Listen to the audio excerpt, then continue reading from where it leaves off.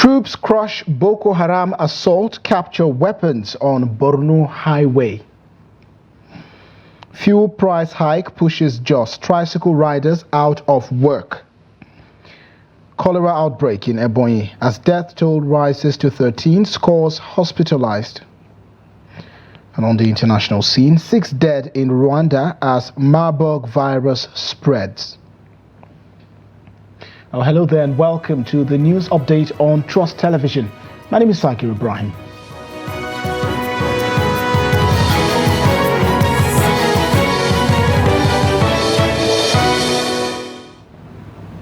And on the news in detail, the multinational joint task force operating under Sector 3 said it has intercepted a group of Boko Haram terrorists en route to launch a deadly attack along the Magumeri-Maiduguri axis. This was contained in a statement by Chief Military Information Officer, MNJTF, in N'Djamena, Chad, Lieutenant Colonel Olani Oshoba to newsmen in Maiduguri on Sunday. According to Oshoba, the troops acted on credible intelligence. The troops also executed a tactical ambush, neutralizing the threat before the terrorists could wreak havoc on innocent civilians. Following the intense firefight, the troops combed the area and recovered an arms cache, which included 2 AK-47 rifles, 51 rounds of 7.62mm special ammunition, 2 magazines, 61 rounds of 7.62 NATO ammunition, and various contraband items including marijuana, tramadol, and a cigarette pack. He noted that the operation further highlights the task force's unwavering commitment to safeguarding the lives and property of citizens within its area of responsibility. And the Nigeria Security and Civil Defense Corps, NSCDC, has announced plans to discipline and potentially dismiss Mekano Sarkintasha, an officer arrested for allegedly supplying ammunition and drugs to bandits in Zamfara State. The State Commandant, Sani Mustafa, made this declaration during a press briefing at the command headquarters in Gusau, emphasizing the NSCDC's zero tolerance for indiscipline and corruption. Mustafa noted that the Corps regularly enforces its standard operating procedure to regulate personnel behavior. He stressed that the officers' misconduct does not reflect the values of the Zamfara Command or the Corps as a whole. The Commandant explained that Sarkin Tasha had previously been reported for an irresponsible attitude towards his duties, which prompted efforts to track him down. Preliminary investigations revealed that he was apprehended at a checkpoint between the Damba and Sabungida areas while allegedly in possession of cannabis and other hard drugs. Additional searches of his residence uncovered 3 G3 rifles, an anti-aircraft gun, and a total of 4 rounds of ammunition. Mustafa stated that he would collaborate with the Zamfara State Commissioner of Police, Muhammad Lalijan, to ensure thorough investigation, prosecution, and the enforcement of appropriate disciplinary measures against the officer. And the splitting of cattle routes, grazing reserves, and encroachment on forest reserves are key factors fueling conflicts between farmers and herders in northern Nigeria. These issues, which have disrupted the long-standing peaceful coexistence between the two groups, have led to frequent disputes and clashes. Abdullahi Yamadi reports that the Katsina state government is making concerted efforts to restore peace and harmony between farmers and herders. Here's this report. The initiative also aims to reconcile long-standing tensions between farmers and herders, removing barriers that have hindered their peaceful coexistence, particularly in Katsina State. The government emphasizes that farming and livestock rearing are interconnected, requiring mutual support for the development of both sectors. Governor Diko Umaru Rada has tasked the Secretary to the Government of the State, Abdullahi Garba Faskari, with the responsibility of reclaiming cattle routes and grazing reserves that were previously split, disposed of, or encouraged upon by farmers. This effort is part of a broader plan to restore harmony between the two groups. The committee has already visited Dusima, Mashi, Mai Adua, and cater local government areas to address complaints from herders accusing farmers of encroaching on cattle routes. After hearing from all parties involved in the affected areas, the committee directed the concerned individuals to vacate the disputed lands immediately to restore peace. There were cattle routes which leads up to Niger, and the allegation was that some part of it has been converted into farmland. So we called the herders and we called the farmers and we called the chairman, local government Miadwa. In our office, the problem was brought down and we directed the chairman to go back and ascertain the truth or otherwise of the allegation. And if indeed a cattle route has been converted into a farmland, they should clearly designate out the farmland, the cattle route, and whoever has planted on that for the plantation to be removed. And that was our instruction. The secretary to the government of the state also instructed all local councils and pastoralists to identify other grazing reserves and cattle routes that have been split or converted to farmlands for retrieval. Earlier, some concerned Katsina residents eager for peace and reconciliation praised the state government for the initiative, affirming that peace can only prevail if the delegation acts with fairness and justice for all parties involved.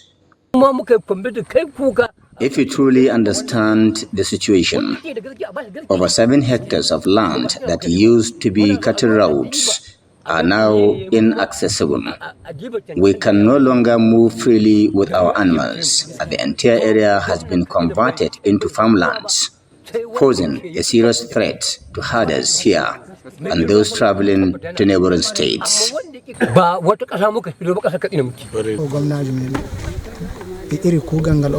Finding a single water point in this area for our animals to drink has become a major challenge.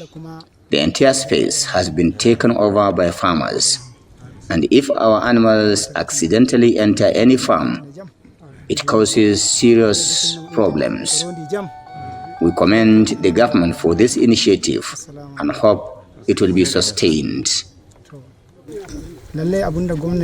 Some public commentators in Katsina, however, expressed concerns that the ongoing encroachment of cattle routes and grazing reserves will only be permanently resolved if the government takes decisive action against local government forestry officials, traditional rulers, and other top functionaries who have exploited their positions for personal gains.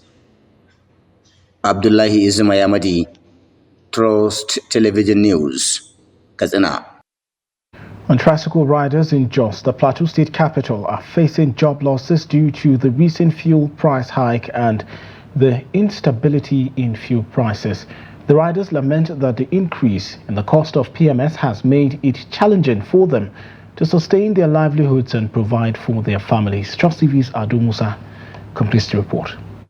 The recent total removal of fuel subsidy by the government has profoundly impacted all aspects of life, prompting widespread lamentations among Nigerians. In Jos, tricycle riders expressed concern over the rising fuel prices, stating that the situation has forced hundreds of their peers to abandon the business as it is no longer profitable. Bisa ga yanayin yanzu fasinja ma sun yi karanci kuma yadda suke biya da haka suke biya yanzu kuma. Due to the ongoing economic hardship, we are no longer attracting as many passengers as we used to. Even those who still ride with us often ask for discounts, leading to arguments if you are not patient. Moreover, the fuel dispensing machines have been tampered with. We pay 1,150 naira per liter, but it barely takes us anywhere.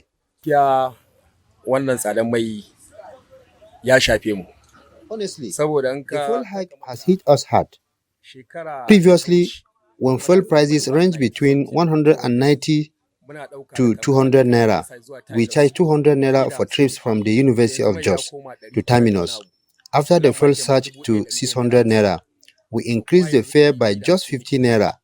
Now, with prices exceeding 1,000 naira, we still only collect 250 naira from passengers. We can't keep absorbing these losses. Additionally, spare parts and maintenance costs have skyrocketed by over 300%, forcing many out of the business. It is a constant battle between soaring fuel prices and skyrocketing spare parts costs. To make matters worse, passengers often claim they can't afford fares, leaving us to barely scrape by. The riders also noted that the situation is hindering their ability to pay their daily balances to the tricycle owners. To gaskiya balas in ba mutum ya jajirce ba, gaskiya balas This time, we can't pay the balances we used to. Most of us are not tricycle owners. We ride and pay the balance at the end of every service day. However, with the fuel price hike, it is challenging to source funds for the balance and still afford food for our families. This is why riders often quarrel with tricycle owners during payment. In many cases, the tricycle owners do seize the tricycles. Many have left the job, and only a few of us who own our tricycles manage to walk. The traders are calling on the government to take action that will alleviate the hardships faced by everyday citizens in the country. Ado Musa, Trust TV News, Jos. And to other developments now, 13 persons have been confirmed dead following a cholera outbreak in Ebonyi and easy local government areas of Ebonyi State. 10 persons were confirmed dead from the disease a few days earlier. But while briefing newsmen in Abakaliki, the Ebonyi State Commissioner for Health, Moses Ekuma, said 3 more deaths have been recorded and about 69 cases reported. Akuma said that others affected are responding to treatment at the different treatment centers activated within the communities affected in Ebonyi and easy local government areas. According to him, the state government's swift response and approval of Governor Francis Nwifuru to procure medical commodities were important steps made in addressing the outbreak. The commissioner encouraged residents to report any suspected case to the ministry's Health Center for Disease Control and accredited local health facility for guidance and updates on prevention and treatment, while urging residents to practice preventive measures. And also, residents of riverine communities in Anambra State are advised to relocate to higher ground for their safety. Nuru Kobi, representing the Director General of the National Orientation Agency, made this call during a flood safety sensitization program, citing the overflow of the Lagdo Dam in Cameroon.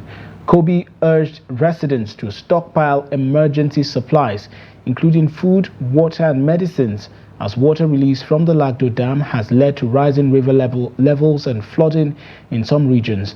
Historical flooding incidents in Nigeria have caused significant fatalities and property damage. The Cameroonian authorities are currently releasing 5 million cubic meters of water daily, increasing flood risks. Kobi emphasized prioritizing the safety of women and children and noted that the NOA is mobilizing officers to educate communities on flood preparedness. Local leaders, including Imaobi, have called for government action to address long-term solutions such as dam construction and embankments. The Daily Trust Foundation has donated 10 million naira to the Borno State government to aid flood victims affected by the disaster, which claimed lives and displaced millions. The foundation's delegation, led by Media Trust Group's director Mansir Dan Ali, visited the Borno government house and expressed sympathy for the victims. Dan Ali conveyed the foundation's solidarity with the people of Borno and offered prayers against future disasters. Governor Zulum, while appreciating the foundation and their ongoing partnership, assured that the funds would be judiciously utilized for the benefit of the flood victims. The relationship between the Trust and the government and people in Borno State has been in existence for a very long period. We acknowledge the receipt of support from the Trust and your foundation. Rest assured that we shall make judicious utilization of what you have given to us. Although you came here for a sympathy visit, I also want to bring to your kind notice that there is one assignment that was presented to me last time that we need to conclude. Inshallah, very soon, we shall conclude. would like to hand over to Your Excellency because we feel that we could do more. Because Borno has shown a lot of consideration for us. Borno has been like a father to us. That is why at the time, Borno hosted one of our own printing presses. And now that we are into TV, it also has one of our important offices right here in Maiduguri. So please rest assured that at all times, Borno is us. We are Borno. Manir Ali, leader of the delegation, speaking earlier with the governor of Borno State. Also, operatives from the Economic and Financial Crimes Commission had in the early hours of Saturday conducted a midnight raid on some private hostels of the Usmanu Danfodio University, Sokoto, leading to the arrest of an undisclosed number of students. Eyewitnesses who spoke with newsmen on condition of anonymity revealed that the raid occurred in the Kwakwalawa and Gidanyaro communities area within the campus. He said dozens of students were picked up by the EFCC operatives. Some of the students say the EFCC operatives did not provide any explanation for the arrests or produce any warrants. Meanwhile, a senior staff of the school who spoke anonymously because he was not authorized to speak with journalists confirmed that no fewer than 40 students were arrested during the raid. He, however, disclosed that after some level of investigation by the agency, 30 of the students have been released, with 10 others still with the EFCC. When contacted, the spokesperson for the EFCC, Dele Oyewale, confirmed the arrest of Udu students to Sunday Punch. He, however, stated that only 13 students were arrested in connection with internet fraud.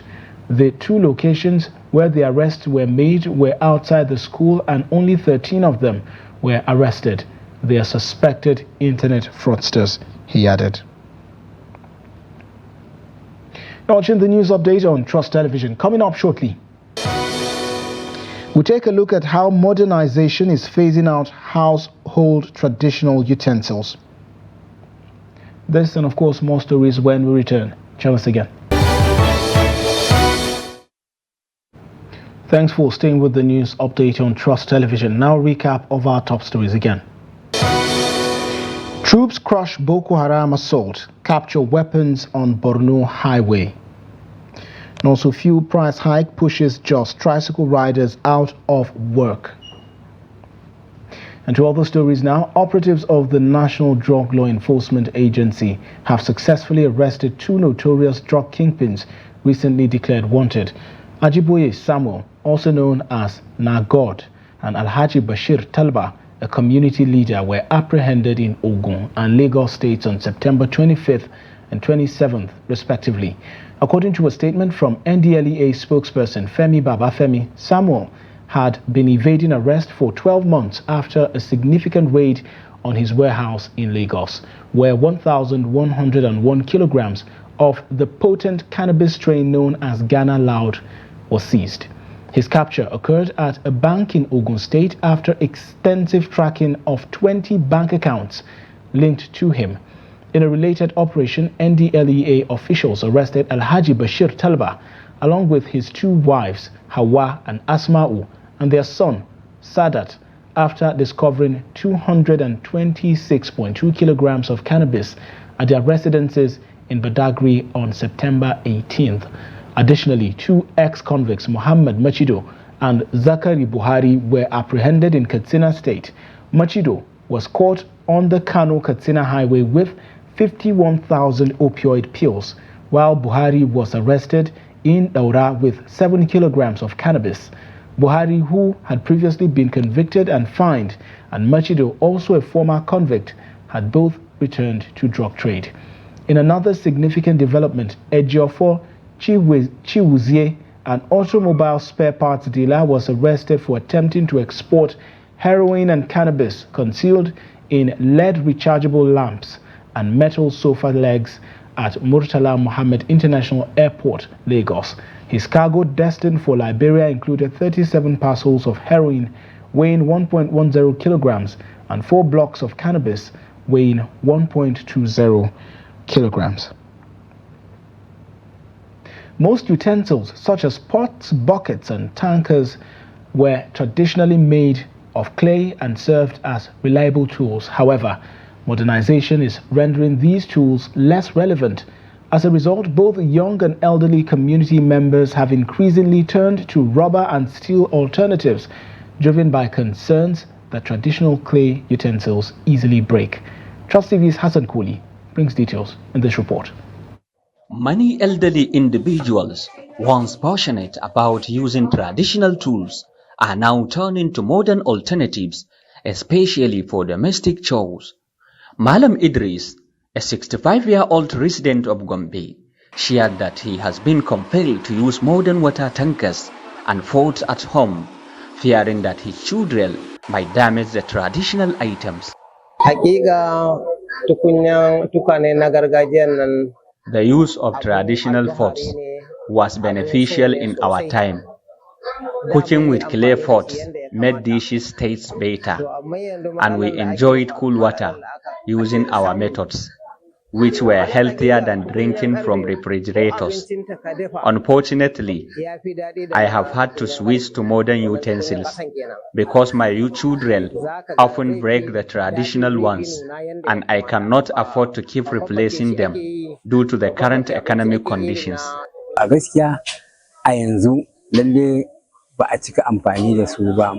Avoiding traditional tools, especially water tankers, is unfortunate. Nowadays, you can only find them in certain rural areas. I remember how we used to get cool water during hot weather, but people now rely on refrigerators, which can be unreliable due to frequent power outages. I believe it will be better to return to our traditions to tackle many modern issues. For youths like Adamu, traditional tools seem irrelevant in today's world, yet he fondly recalls the days spent with his grandparents. I still remember when we were children, drinking cold water from clay-made containers called randa at our grandparents' houses. However, as a young man now, I cannot say I use any because we don't have them in our home. Many elderly people believe that despite the convenience and portability of modern tools for domestic chores, traditional ones play a vital role in preserving cultural heritage and promoting community health. From Gombe, Hassan Kooli reporting for Trust TV. The Nigerian National Petroleum Company Limited has stated that increasing crude oil production from the current 1.7 million barrels per day to 3 million barrels is achievable.